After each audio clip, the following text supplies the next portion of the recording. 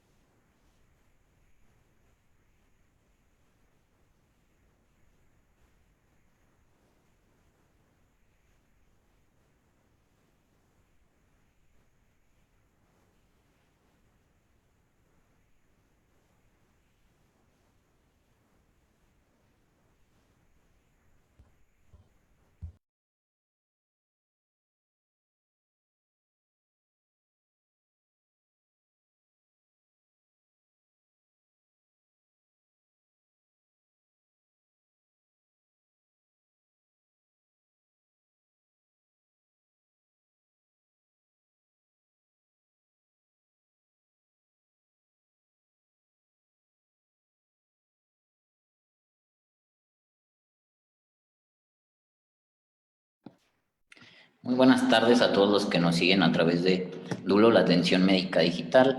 Les recuerdo, como siempre, haciendo nuestra transmisión con la mejor información para usted y para sus seres queridos. Dele like, dele compartir y no deje que nadie se pierda de esta interesante charla. Hoy nos acompaña un experto en el tema, es un urólogo, él es un doctor muy joven que está muy bien preparado, es el doctor Genaro Frausto Gutiérrez. Él es egresado de médico general por la UAS, hizo la especialidad de urología por la Universidad Autónoma de Nuevo León, de alta especialidad. Tiene adiestramiento en endurología por la UGED en el Hospital General de Durango. Doctor Genaro, me da mucho gusto saludarte. ¿Cómo estás? Hola, buenas noches a todos. Buenas noches, Oscar. ¿Cómo estás? Yo muy bien. Ya listos para platicar de este tema tan importante.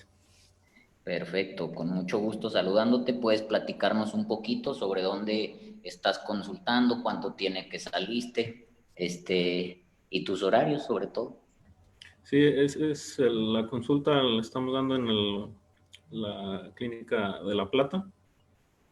Prácticamente hay dos horarios de consulta, en la mañana y en la tarde. Pues prácticamente es ahora sí que todo el día, y en los espacios que hay disponibles, pues también estamos para programar las cirugías.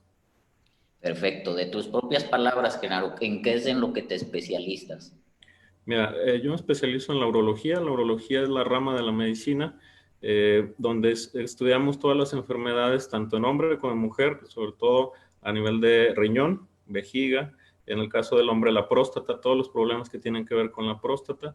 En el caso de la mujer, pues la vejiga, los problemas de incontinencia, también todos los problemas de litiasis que se pueden presentar en ambos sexos, tanto niños, adultos, tercera edad.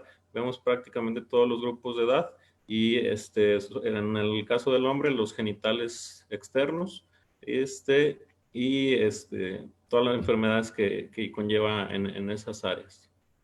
Perfecto, vamos a empezar con este tema, es litiasis renal, las famosísimas piedras en los riñones, un tema bastante importante para el cual el doctor Genaro nos hizo favor de preparar una presentación, la cual pues mostraremos a continuación. Si hay preguntas, yo aquí las voy a estar viendo a través de Facebook Live, dejen las preguntas y al final de la presentación pues ahí molestamos un poquito al doctor Genaro con las preguntas, ¿verdad? Abiertamente pueden hacerlo, de preferencia que sean enfocadas sobre el tema. Y pues bueno, teléfonos y a qué hora sale por el pan, esas sí no se valen. El doctor Genaro es un hombre casado y respetuoso. Entonces, damos inicio, doctor. Te dejo para que compartas pantalla y nos compartas esa presentación, ¿sale? Muy bien, vamos a empezar con la presentación. segundito en lo que compartimos.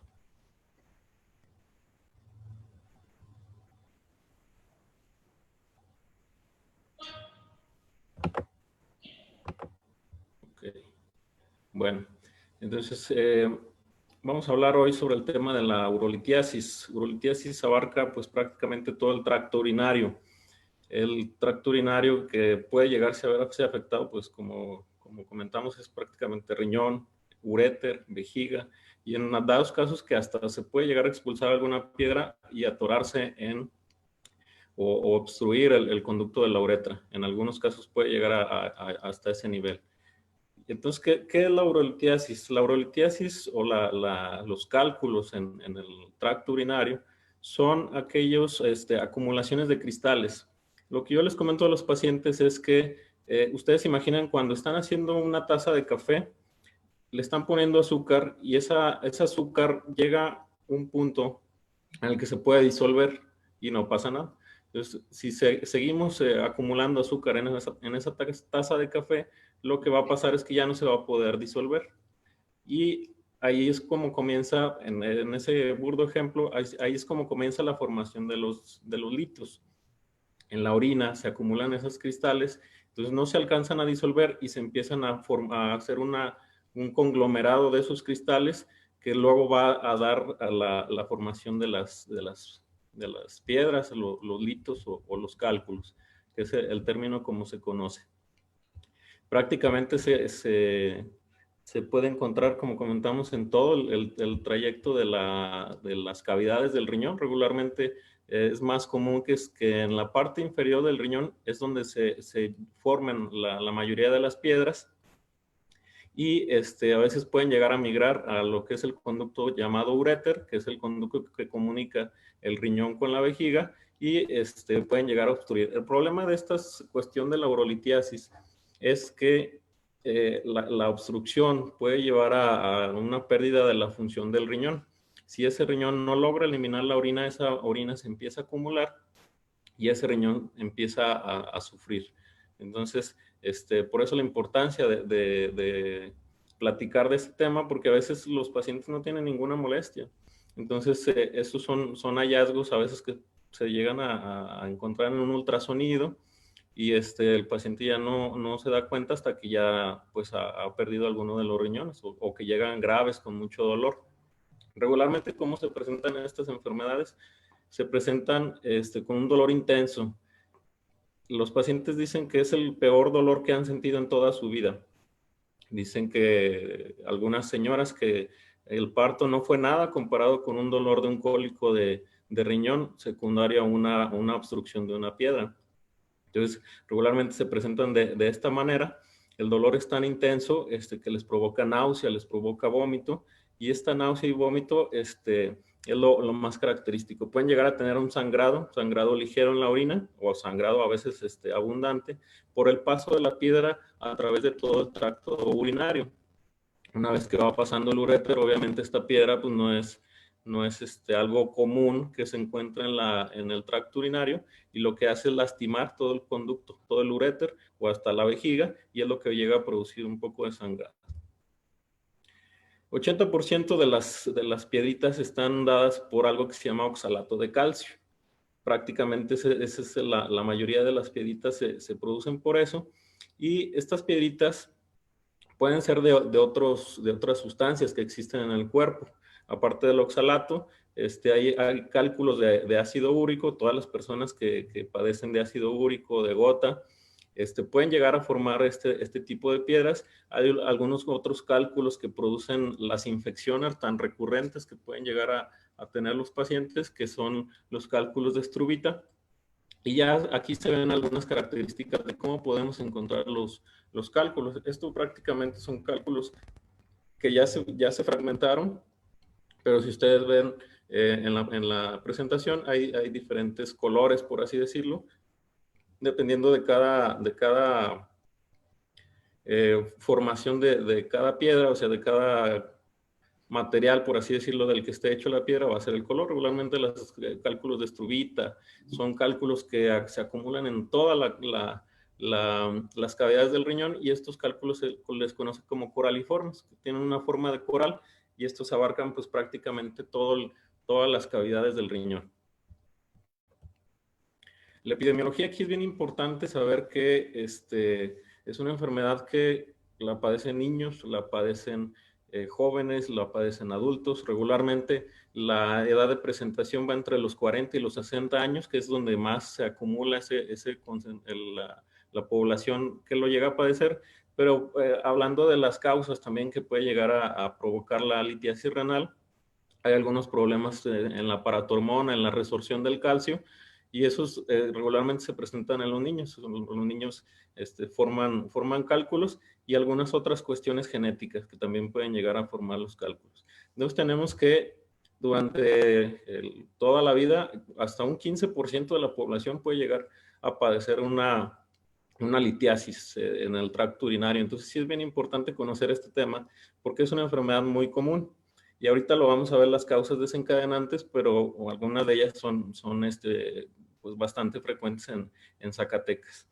Entonces, tenemos en los estudios que se han realizado a través del tiempo que Norteamérica tiene una prevalencia de hasta el 13%, incluido México.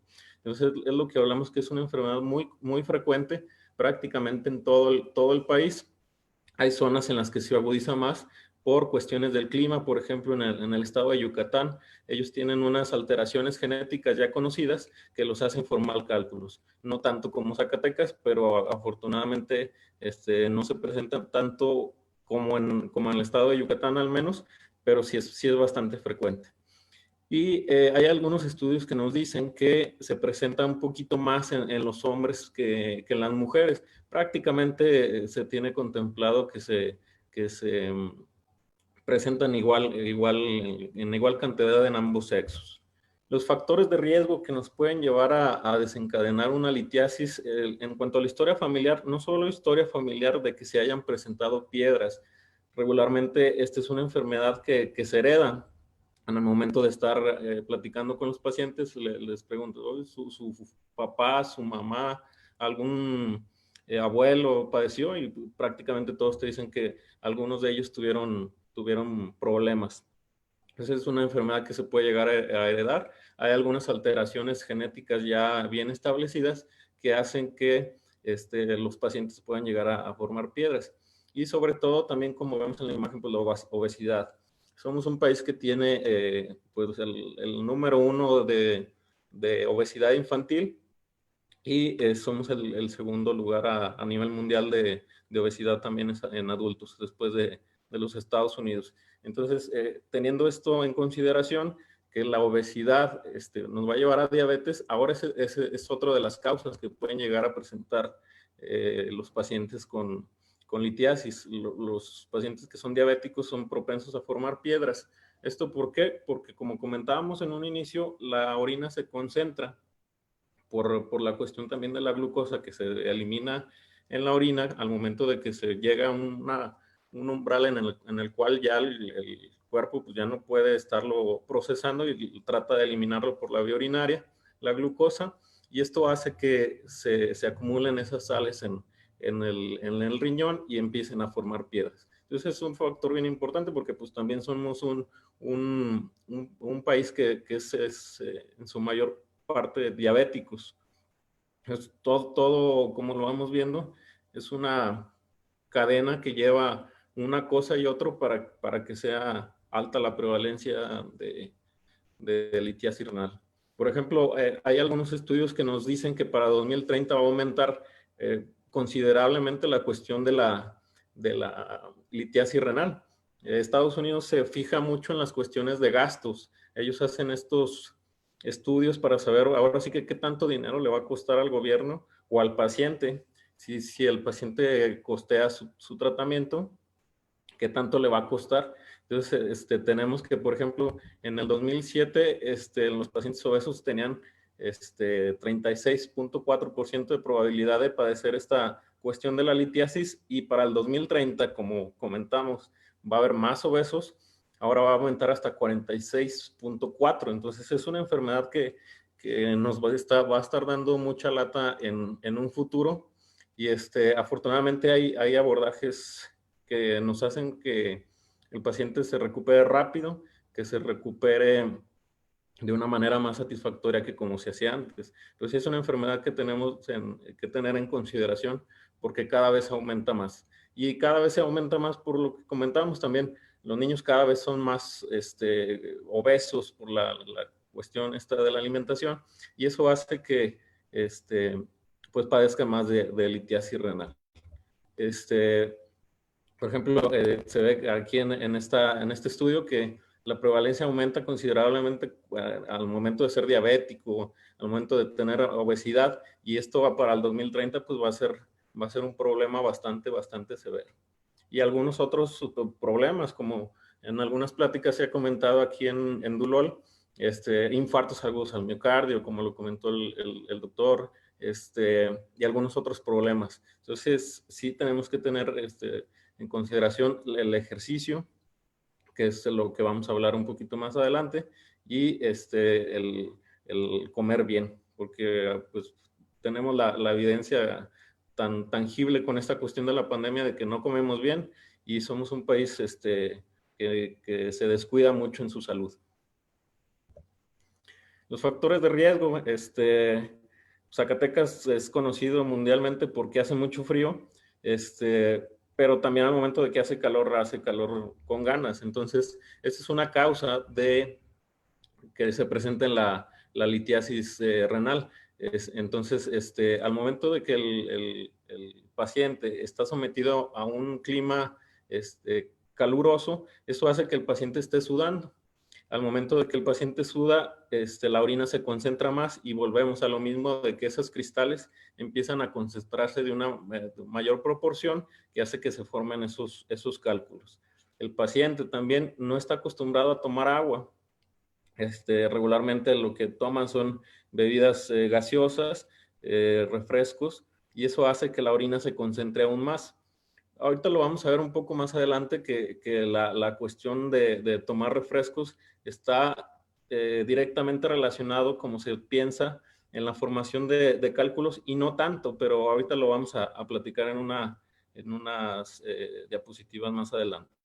Entonces, otros factores de riesgo, los estados de diarrea crónica, pacientes que todo el tiempo están con diarrea, obviamente pues les va a producir lo que comentamos, esa deshidratación, y lo que va a hacer es que se concentre más la orina y formen cálculos. Algunos otros factores de riesgo son infecciones, como lo comentábamos. Estos cálculos de estruvita están regularmente dados por bacterias. Entonces, esos cálculos son muy recurrentes también porque se están acumulando estos cristales por la infección que pueden llegar a padecer los pacientes. Entonces, hay que tener mucho en consideración, sobre todo lo que se tiene estipulado que puede llegar a causar en mayor proporción litiasis es la baja ingesta de agua. Obviamente la ingesta de agua está relacionada con el peso, la edad del paciente. No a todos les podemos decir que consuman 3 litros de agua al día. Algunos de ellos ya tienen algunas comorbilidades como enfermedades renales que no les permiten la abundante ingesta de líquidos, pero sí se tiene que tener estipulada una ingesta que no sea excesiva, pero que sí estén tomando la cantidad considerable para que estén bien hidratados. ¿Dónde puedo llegar a tener los cálculos? Comentamos en prácticamente todo el tracto urinario. Regularmente la cantidad de cálculos es en mayor proporción en el riñón y no se dan cuenta de esta enfermedad hasta que empiezan a producir infecciones. O que una piedrita cae acá al conducto del uréter y empieza a obstruir y ahí es cuando empieza el dolor. Regularmente es la presentación que pueden llegar a tener los pacientes. Como comentamos, prácticamente puede estar en todo las cavidades del riñón. Regularmente se concentran más en la parte inferior, en la parte del polo inferior, porque pues ahí es una zona por simple gravedad, ahí se concentra más la orina. ¿Cómo pueden llegar a tratarles los litos? Afortunadamente, la urología es una de las especialidades que ha avanzado más en la tecnología. Ya no se hacen esas cirugías abiertas en las que como vemos en la imagen, tenían que abrir completamente el riñón por una zona avascular. Entonces, se tenía que poner el riñón en una cama de hielo para que se enfriara y nos diera la oportunidad de sacar los litos. Afortunadamente, esto ya se hace cada vez menos. Hay algunas instituciones de salud pública que lamentablemente no cuentan con los insumos para hacer un abordaje de mínima invasión y se sigue haciendo. Es un abordaje válido. El detalle con este tipo de abordaje es que puede llegar a tener pérdida de la función renal. Obviamente al momento de que estamos cortando el riñón, al momento de que estamos manipulando completamente el riñón o que lo dejamos clipado para que no sangre tanto al momento de la cirugía, hace que pierdan cierto grado de función. Entonces, como comento, cada vez se realizan menos estas cirugías y hay algunos sectores de las instituciones públicas que han estado comprando algunos materiales, abasteciendo a los hospitales para que se pueda hacer este tipo de cirugías. Esa es una de las opciones. Otra de las opciones para tratar unas piedras en el riñón es un abordaje que se conoce como nefrolitotomía percutánea o cirugía renal percutánea. En este caso, el paciente puede estar boca arriba o puede estar boca abajo. La primera forma en la que se realizó esta cirugía era el paciente boca abajo y entonces, como lo vamos a ver un poquito más adelante en un video, abordaje lo que hacía es, se introduce unas agujas, unos dilatadores y se llega al riñón mediante una incisión de aproximadamente 1 centímetro. A veces ya con los instrumentos actuales es cada vez menor la invasión que se le realiza al paciente. Desafortunadamente estos, como comento, no lo hay en todas las instituciones, entonces algunos pacientes lo buscan por otros medios para no caer en la cirugía abierta. Y estos abordajes se empiezan a hacer cada vez más en la posición boca arriba, porque esto evita que haya compresión torácica, que haya compresión en los ojos al momento del paciente estar acostado. Obviamente el paciente tiene que estar bajo una intubación para que soporte la posición. Son procedimientos que a veces pueden llegar a tardar 2, 3 horas tan solo en el procedimiento para llegar a extraer la mayor cantidad de piedras posible. Aquí vamos a ver un video que les voy a mostrar para explicar un poquito mejor este abordaje llamado nefrolitotomía percutánea o cirugía renal percutánea. En este caso, vamos a ver si se ve, esperemos que se vea de una manera adecuada. Esta aguja lo que va a hacer mediante control radiográfico es que va a llegar hasta las cavidades del riñón. Una vez que llegue esa aguja hasta las cavidades del riñón, ya sea con control radiográfico o con ultrasonido, se introduce una guía. Esa guía nos va a servir para hacer una dilatación, puede ser una dilatación progresiva o puede ser una dilatación en un solo dilatador para que entre un instrumento que se llama nefroscopio. Este instrumento llamado nefroscopio lo que nos va a hacer es que podamos observar, como lo vamos a ver aquí, prácticamente así se ve, a pesar de que sea una simulación, así es como se ve una piedra con este instrumento llamado nefroscopio, y destrucción de los cálculos puede ser por diversas tecnologías que existen. Hay algunas tecnologías que se llaman litodetectores neumáticos, y esos hacen, ustedes imaginen que es como los que están en las calles, los que están arreglando ahí las calles, que tienen unos como martillos grandes que les ayudan a destruir piedras. Pues prácticamente sería la misma tecnología, por así decirlo, obviamente en menor diámetro para que pueda llegar hasta el riñón. Otro de ellos es la utilización de láseres. Afortunadamente, como lo comentaba, la urología y la tecnología en la medicina cada vez nos permite ser menos invasivos con los pacientes, y los láseres hacen que se pueda hacer cada vez menor el diámetro de los nefroscopios para poder introducir. Hay algunos nefroscopios que pueden llegar a ser hasta de 7 French. Entonces es un tamaño, si recordamos lo que es el tamaño de un French, pues eso es bastante pequeñito. Entonces eso nos hace que el paciente no pierda función renal comparado con el procedimiento abierto. Entonces prácticamente nada más lo que lesiona del riñón es la parte donde se está dilatando para poder entrar. Hay algunas otras formas de tratar la litiasis renal. Otro de ellos era un procedimiento, bueno, es un procedimiento que se llama litotrisis extracorpórea por onda de choque, o LEOSH. Esta lo que hacía es que mediante ondas de choque directamente hacia el riñón, hacía que se partieran, como vemos aquí, modificamos, aquí encontramos toda la carga litiásica que se encuentra en las cavidades renales, y luego este aparato lo que hacía era que daba ondas de choque, prácticamente lo que hacía era como un golpeteo al paciente, y tiene un control radiográfico también para adecuar las ondas de choque directamente sobre las piedras, y ya una vez que esas ondas de choque fragmentaban las piedras, ahora sí, o se colocaba un catéter doble J, para que se llegaran a expulsar esas piedras, o hay veces que tenía que entrar el urólogo a sacar todos esos fragmentos. ¿Por qué actualmente ya no se usa esta tecnología? Porque en lugar de hacer una nefrolitotomía, podríamos llegar a hacer esto. El detalle es que estas ondas de choque provocaban un trauma al riñón, que traumatismo disminuía la función y generaba muchas cicatrices en el riñón. Entonces es un procedimiento que cada vez está más en desuso, y este es un aparato que es costoso, entonces no se podía tener en todas las instituciones para resolver las piedras. Entonces, pues también es un procedimiento que cada vez está más en desuso. En algunos sitios de Europa se sigue utilizando de manera frecuente, pero pues cada vez se utiliza menos.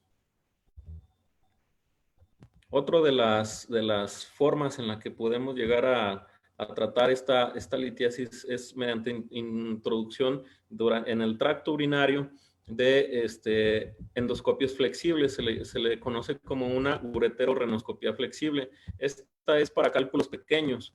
La nefrolitotomía, al contrario, era para unos cálculos más grandes que no se pueden extraer mediante este método.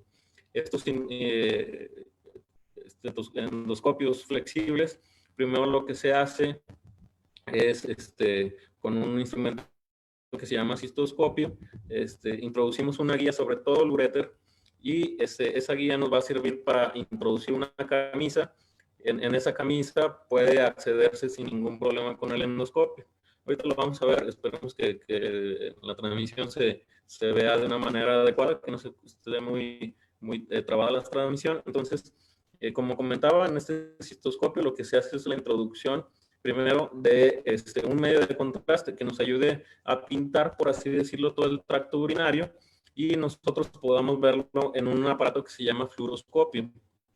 Ese aparato que se llama fluoroscopio nos sirve, es prácticamente como tomar una radiografía, y ese aparato nos sirve para saber cómo está la anatomía del riñón, si no corremos riesgo al momento de hacer este procedimiento. Y una vez, como comentaba, que se verifica que todo esté bien, se introduce esta vaina, esta camisa de acceso ureteral, y sobre ella entra el endoscopio.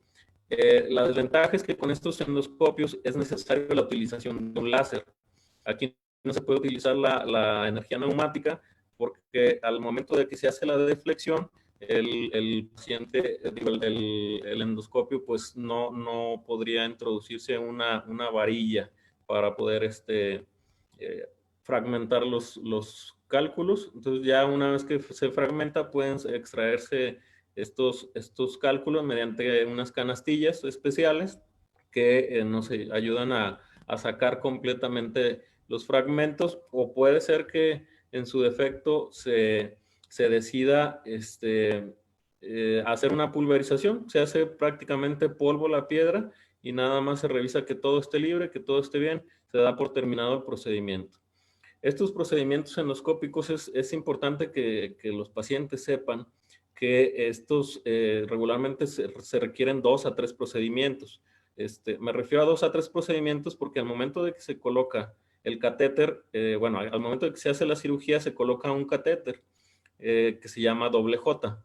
Ese catéter doble J lo que nos ayuda es a toda la inflamación que nosotros provocamos con el procedimiento, evitar que se vaya a cerrar el tracto urinario y le provoca dolor al paciente. Entonces, es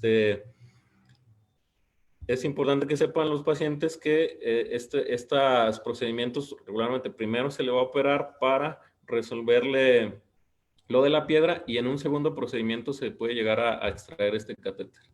Las piedras en el uréter se tratan mediante ureteroscopía semirrígida.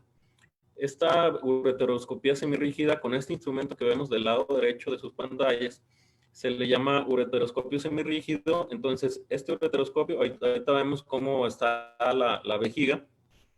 Este ureteroscopio también es muy, muy, muy delgadito y eso hace que se pueda acceder al uréter.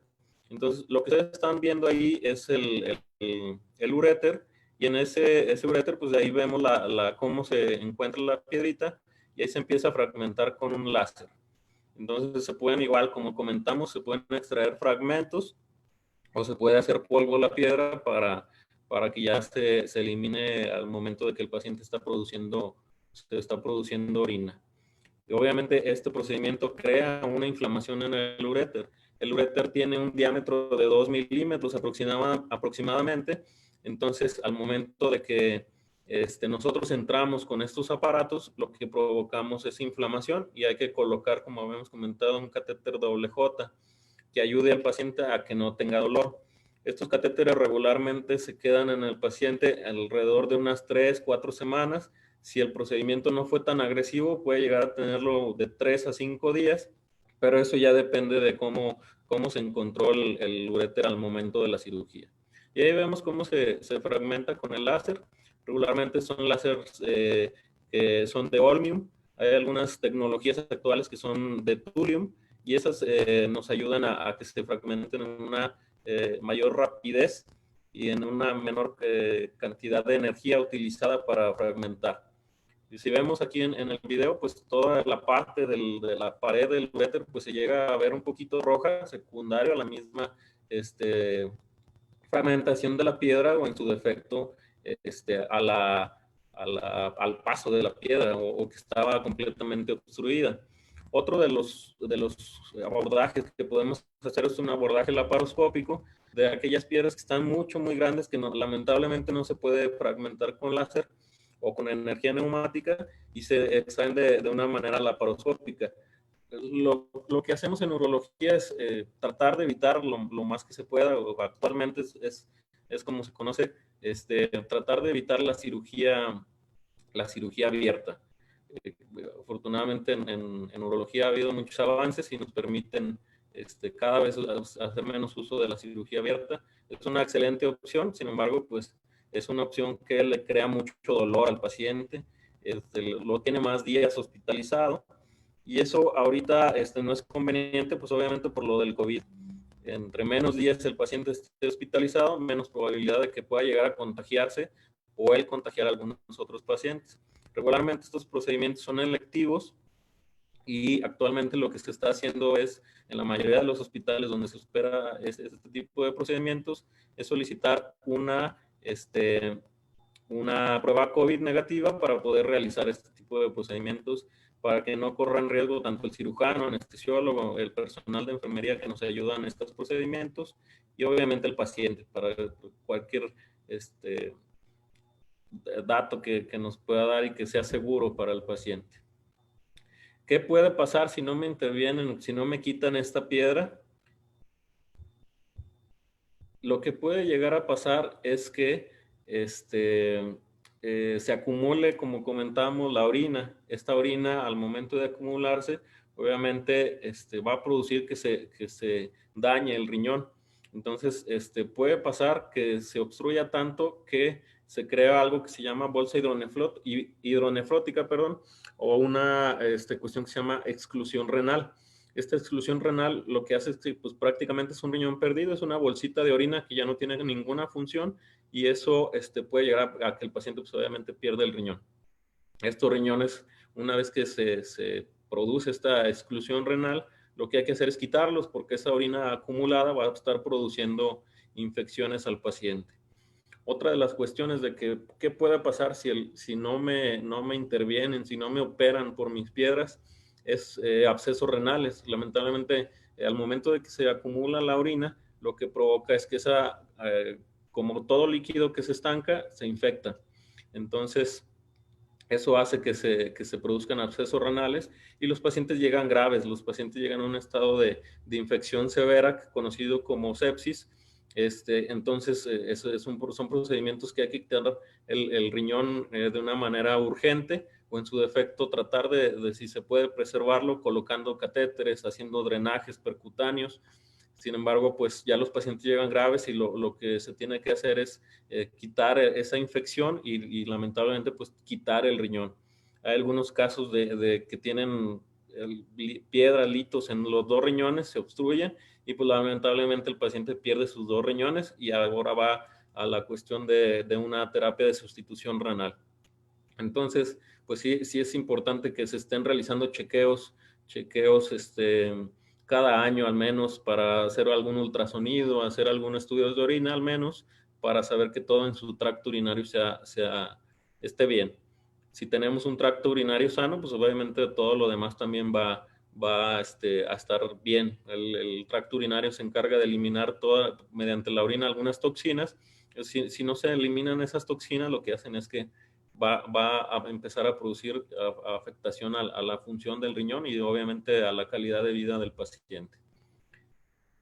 Lo que comentábamos hace rato en este estudio, se ve directamente la relación entre el consumo de soda, de refrescos, y aunado a otras bebidas, sobre todo, por ejemplo, té, cafés, bebidas carbonatadas, por ejemplo, estas bebidas energéticas, todo esas bebidas pueden llegar a producir litiasis secundario a la concentración de orina que se presenta de una manera tan importante. Este estudio se estudiaron cerca de 200,000 pacientes, en los cuales se les realizó un seguimiento a 8 años, y a estos, los que consumían sodas, este tipo de refrescos, café, o en algunos casos cerveza, jugo de naranja, tenían mayor probabilidad de tener litiasis comparado con los pacientes que tomaban solo agua. Entonces, sí es bien importante que se consuma solamente agua y que estén, como comentábamos, bien hidratados. ¿Cómo prevenir la formación de litos? Es bien importante la ingesta abundante de líquidos. Mientras más agua tomemos, menos concentrada va a estar la orina, y eso va a hacer que la orina elimine todos esos cristales que se están formando. Regularmente todos formamos cristales, obviamente esos se van eliminando afortunadamente con la ingesta de agua y con la ingesta de líquidos. La sal, la disminución de sal es una de las formas en las que podemos prevenir la formación de litos. Esto porque pues algunos pacientes tienen un abundante consumo de sal en la dieta, y esto predispone a la formación de cálculos. Otra cosa que también es importante recalcarle a los pacientes es que el consumo de carnes rojas, sobre todo por las purinas que estos producen, también está directamente relacionado con la formación de cálculos. Los pacientes siempre preguntan, ¿qué puedo comer, qué no puedo comer? Pues prácticamente con que haga estas tres cosas, él estará evitando que forme cálculos. Los pacientes tienen el 50% de probabilidad de nuevamente presentar a 5 años el problema de la litiasis. Entonces, si él se mantiene hidratado, si disminuye el consumo de sal y el consumo de carne roja sobre todo, va a disminuir la probabilidad de que él pueda llegar a tener cálculos. Otra cosa que es bien importante, se tiene todavía la idea de que al momento de prohibirles a los pacientes el consumo de leche, todos sus derivados o estos productos que se les conoce como que tienen mucho calcio, no se ha demostrado que tenga una relación en que disminuya la probabilidad de padecer este tipo de enfermedades. Entonces no es necesario decirle a los pacientes, sobre todo algunos médicos de primer contacto, que le comentan que se puede llegar a prohibir este tipo de alimentos, y en realidad no está descrito que esto ayude a los pacientes. Entonces, quitar ese mito de que al momento de que nosotros quitamos leche y todo esto que tiene mucho calcio, le va a ayudar. Hay algunas cuestiones de genéticas, hay tres diversos tipos de hipercalciurias que se le conoce, pero eso ya se estudia hasta que el paciente es un formador recurrente de piedras y ya se sabe qué tipo de hipercalciuria tiene que le predisponga a la formación de cálculos. Entonces, es bien importante sí comentarles a los pacientes de que las restricciones a las dietas, pues prácticamente sería esto, de las carnes rojas, la sal y aumentar un consumo considerable de agua. Puede ser que en cuanto a la presentación, eso fue todo. Estamos listos para las preguntas. Perfecto, está bastante bien, bastante buena la presentación, muy completa. Por mi parte quedan un poco de preguntas en cuanto a la audiencia. Creo que no hay alguna pregunta. Si la hubiese, aún están a tiempo para hacerla. Hay que aprovechar. A mí me surgen dos preguntas en cuanto a lo que mencionaste con el tratamiento y la alimentación. Respecto a la alimentación, además del agua, ¿hay algún otro alimento que disminuya en sí la probabilidad de formación de cálculos en el paciente, digamos, que tiene predisposición genética, o solo el agua es el único que se conoce? Mira, ya una vez que sabemos, por ejemplo, que es una predisposición genética, ahí sí es considerable disminuir el consumo de alimentos con calcio, porque son pacientes que absorben mucho el calcio o que se producen en mayor proporción en el riñón o en su defecto problemas del aparato hormona. Ese es uno de los problemas que se puede hacer algunas modificaciones en la dieta. El resto de los pacientes que tienen episodios aislados, que afortunadamente es la mayoría, con que se recomienda el consumo de abundantes líquidos, prácticamente con eso y lo que decíamos de la sal, la disminución importante del consumo de carnes rojas, con eso le va a ayudar bastante. Perfecto, ahorita ya nos surgió la primera pregunta. José Rodríguez Vicencio, un saludo, y él nos pregunta, en cuanto a tratamiento farmacológico, ¿hay algún medicamento que se pueda indicar? Y yo le agregaría, ¿en qué condiciones? Sí, regularmente hay formas, unas farmacéuticas están produciendo unos líquidos de citrato. Estos pueden llegar a ayudar a pacientes con hipocitraturia. Entonces, al momento de que le damos estos preparados farmacéuticos, es se me fue el nombre comercial, pero regularmente este tipo de sales solo se dan a pacientes muy seleccionados, pacientes que ya se estudiaron metabólicamente, en el cual ya sabemos la deficiencia o el aumento de por qué se está produciendo tanto calcio, y ahí sí ya está indicado. En pacientes que apenas están en su primer episodio, no es necesario estarle dando ese tipo de preparados. Perfecto, en cuanto al uso de tamsulosina para la expulsión. El Para... uso de tamsulosina está indicado en la litiasis menores a 5 milímetros en el uréter, sobre todo las litiasis que están en el tercio inferior y en el tercio medio. En las litiasis que están a nivel ureteral en el tercio superior, eso no nos ayuda porque pues prácticamente la función que tiene la tamsulosina es relajar el músculo liso del uréter, y eso hace que la expulse de una manera más fácil. Si la piedrita a nivel ureteral es mayor a 5 milímetros, no se recomienda. Ahí sí prácticamente el manejo quirúrgico es la única opción. Perfecto, pues pareciera que ya no hay más preguntas. En realidad, creo que lo abordaste todo, Genaro, en la presentación. Ya nos dejaste sin nada que preguntarte. Todo lo Siempre hay dijiste preguntas, siempre muy bien. Aquí en Zacatecas, los procedimientos quirúrgicos de los que hablaste, ¿tú los estás llevando a cabo? ¿Cuál es el procedimiento que tú eliges sobre los demás?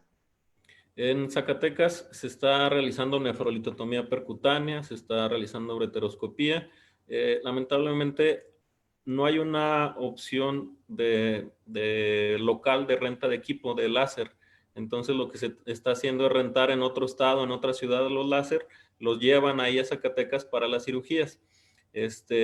De lo contrario, se está utilizando la energía neumática, que esa prácticamente no hay ningún inconveniente, eso se puede utilizar en cualquier hospital y nada más que ahí sí ahí es un poquito más el riesgo al paciente comparado con el láser, porque tiene mayor forma de retropulsión.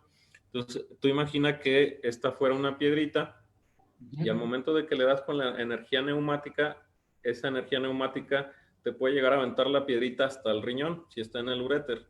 Entonces, lo que hace el láser es que nada más afecta directamente a la piedra, no hay retropulsión y hay menor probabilidad de que ese lito se pueda llegar a migrar hasta el riñón. Perfecto. El procedimiento, a mí me gusta mucho realizar nefrolitotomía percutánea porque prácticamente se opera el paciente y al día siguiente, si las condiciones del paciente lo permiten, se puede ir a su casa. Es una herida más o menos de 1 centímetro y regularmente a los pacientes les va muy bien. Obviamente tiene sus riesgos, ahí el colon está muy cerca de esa zona, entonces la perforación al colon está ahí presente. Y como todo riesgo de una cirugía, infecciones, sangrado, regularmente es un procedimiento muy seguro. Y en el caso, por ejemplo, de litiasis ureteral, pues la ureteroscopía yo creo que es el mejor abordaje que se le puede ofrecer al paciente. Muy bien. Ricardo Páramo nos tiene una pregunta. Él nos dice, en los pacientes que forman cálculos a edad temprana, ¿qué probabilidad existe que vuelva a formarlos en edades posteriores? Sí, ahí es un poquito más probable, porque regularmente los pacientes que lo presentan en la niñez o juventud muy temprana es porque tienen problemas metabólicos con el calcio. Entonces sí es muy probable que vuelva a formarlo. Regularmente un paciente, como lo comenté, tiene el 50% de probabilidad de volver a presentarlo a los 5 años. Entonces, a los 5 años a veces es un volado, lo puedes llegar a padecer y regularmente a los 10 años, pues prácticamente casi todos. Nos hablaste de un control anual para la población en general. En el caso del paciente que es formador de cálculos o que tiene el antecedente de haberlos formado o que en su familia lo haya, en él cada cuándo recomiendas el estar haciendo algún chequeo. En él, por ejemplo, hay algunos pacientes que tienen unos litos muy pequeñitos, entonces eso los podemos estar vigilando cada 6 meses. En los pacientes que pues no han presentado la formación nueva de cálculo, se puede llevar cada año. No se recomienda tampoco que se lleve un seguimiento tan de cada mes o cada 3 meses, porque el mejor estudio que existe para valorar la litiasis es la tomografía. Entonces, es estar sometiendo al paciente a radiación cada mes. Entonces, eso le puede generar algo a los pacientes. Regularmente el control semestral o anual puede ser con una ecografía, con un ultrasonido o en su defecto con una tomografía, que es lo mejor. En el ultrasonido lo que podemos valorar es si hay alguna obstrucción, si hay algún dato que nos dé de alarma para ahora sí solicitar la tomografía. Perfecto, pues mira, parece que las preguntas se nos terminaron. Yo creo que estuvo bastante completo el tema, la verdad te lo agradezco mucho. Para todos aquellos que nos siguieron, gracias por seguir la transmisión, un saludo muy grande hasta sus casas, compártanlo con sus seres queridos, que se queden con esta información y sepan cómo deben manejar y atender pues estos cálculos renales y que sepan sobre todo que tenemos en Zacatecas al doctor Genaro, quien es un experto en la alta especialidad en el manejo de las vías urinarias por vía endoscópica. Entonces, por ahí todo puede ir bastante bien, con mínima invasión y con periodos de recuperación muy cortos. ¿Algún mensaje que le quieras dar a quienes nos siguen, doctor? Un saludo a todos, les agradezco que nos hayan acompañado. Siempre estamos en toda la disposición de resolver las dudas, ya sea en este momento o en cualquier momento, y pues a sus órdenes en todo lo que les pueda llegar a ayudar. Este, Cualquier problema en la vía urinaria, siempre estaremos ahí para servirles. Perfecto, que tengan una muy bonita noche y que Diosito me los bendiga. Cuídense mucho.